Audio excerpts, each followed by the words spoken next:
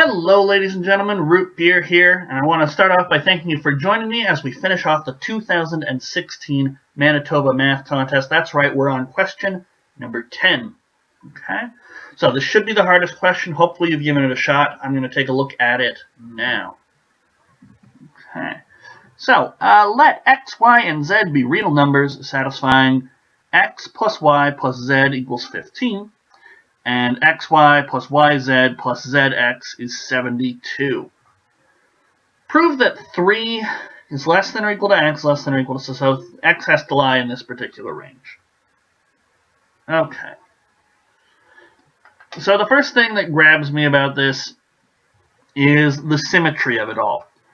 If I were to if I were to swap all x's to y's and all y's to x's, I would still get the exact same equations. Same if I swapped all z's, if I changed all the z's to x's and all the x's to z's, get the same equation. So this is what we call symmetry. This whole thing is symmetric. So if I can show that x is between 3 and 7, the same thing applies to y. Y has to be between 3 and 7. Z has to be between 3 and 7. It doesn't mean x equals y equals z, but it does mean, for example, that if 3, 5, 7 is a solution, then 3, 7, 5 will be a solution, and 5, 3, 7 will be a solution. Any permutation, any arrangement of those 3 coordinates there. All right. So that's the first thing that catches my eye. The next thing that catches my eye is the xy, yz, and zx. Now that is dangerously close to 2xy plus 2yz plus 2zx. Okay, now why is that important? Zx 72, and multiply by 2 on both sides.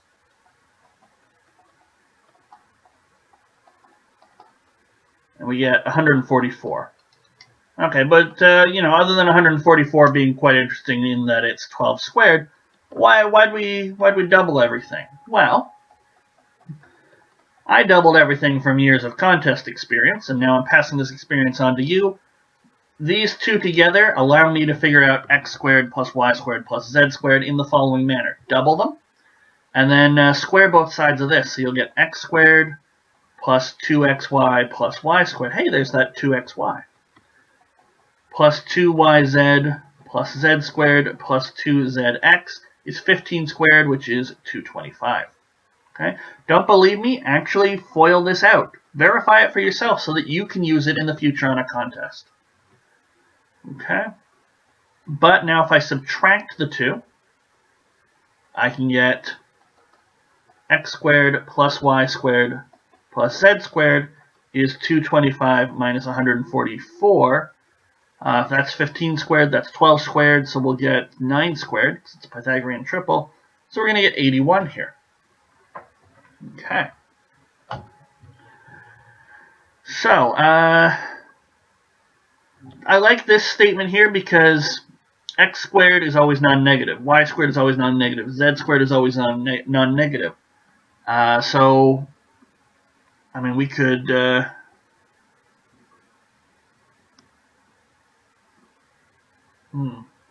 Actually, what could we do?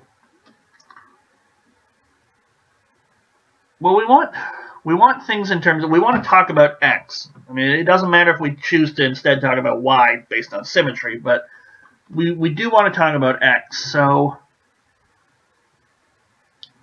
in the absence of actually being able to do anything else, the fact that we have 3 variables here, you might be tempted to say, aha, well, if you've done a bunch of contests before, you'll know that, if you have something like this, and you also happen to have xy sitting around, you can subtract 2 copies of xy and get x squared plus y squared. But if you subtract 2 more copies, you'll get x squared minus 2xy plus y squared, and that is x minus y squared. This one up here is x plus y squared. Unfortunately, that breaks down when you do 3 variables. So there's nothing towards that goal that I think I can do right now. I would say, based on the setup, that it's fairly obvious we can get this sort of a statement, but where else can we go? Well, I think probably, since I want to talk about x, I'm gonna isolate x, or rather get rid of the yz. So I know x plus y plus z is 15. I can make, so I could either solve for x, or I could bring x just to the one side and get the y plus z. Now, why would I want to just do that? Well, I can also do, you can change x plus y, or xy plus yz plus zx is 72 into x times y plus z plus yz is 72. And now I can substitute this in and get things mostly in terms of x. I say mostly in terms of x. I still have this y times z here. I suppose I could leave it there and do 72 minus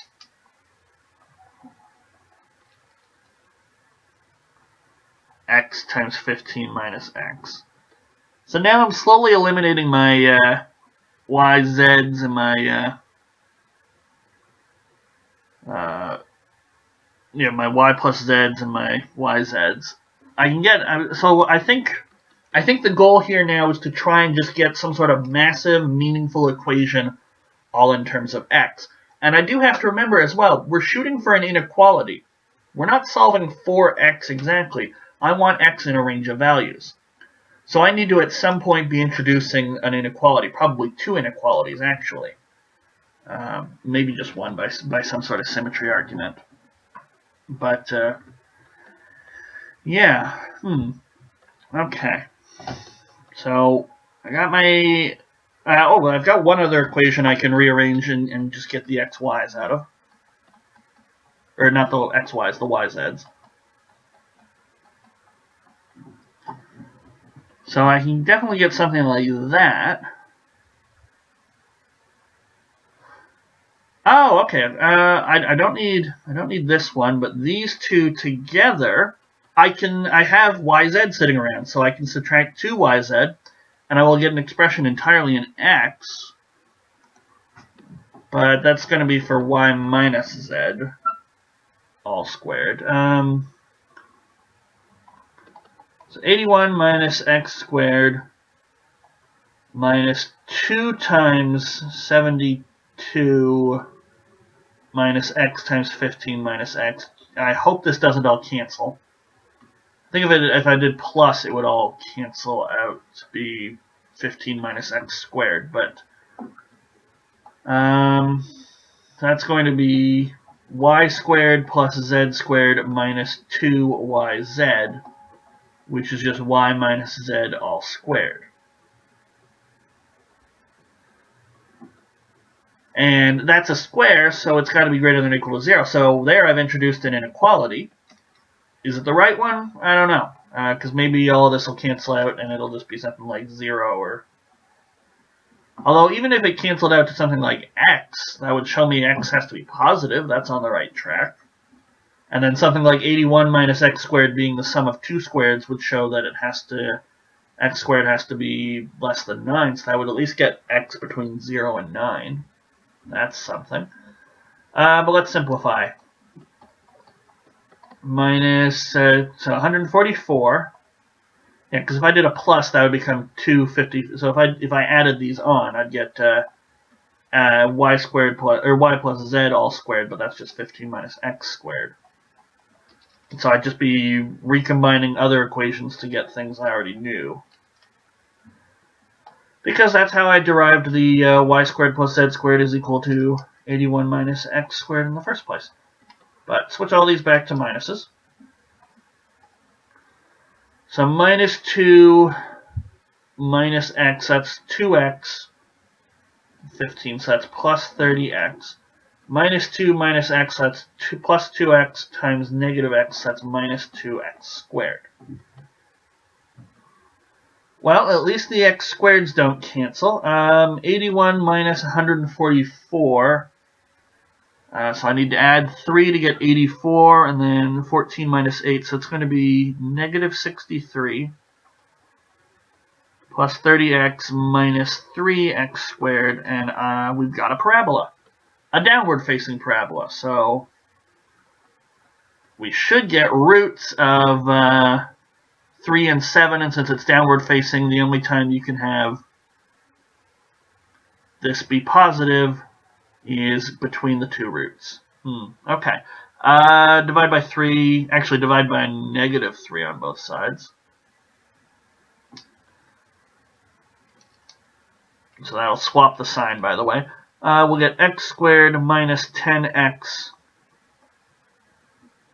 plus 21 has got to be less than or equal to 0. And that's x minus 3, x minus 7 has got to be less than or equal to 0. But this, and since I've divided by negative 3, I'm actually now looking at an upward-facing parabola. But I want it to be less than or equal to 0. So this is an upward-facing parabola.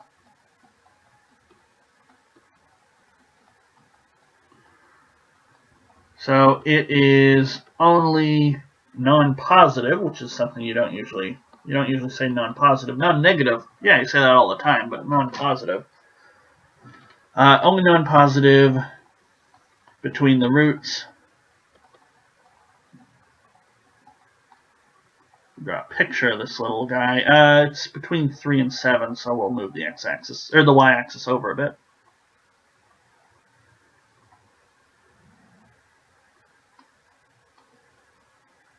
So this stuff down here is what we care about. Therefore, 3x 7, and that's what we wanted to show. And the same sort of reasoning would show y has to be between 3 and 7, and z has to be between 3 and 7. That wouldn't actually help you solve for x, y, or z, but it would give you a nice little range. Interestingly, that's the vertex is at 5, and 5, if they were all 5, 5 plus 5 plus 5 is 15, although 5 times 5 plus 5 times 5 plus 5 times 5 is not 72. So the midway points don't all give me anything. Anyway, doesn't really matter. That's an interesting little question.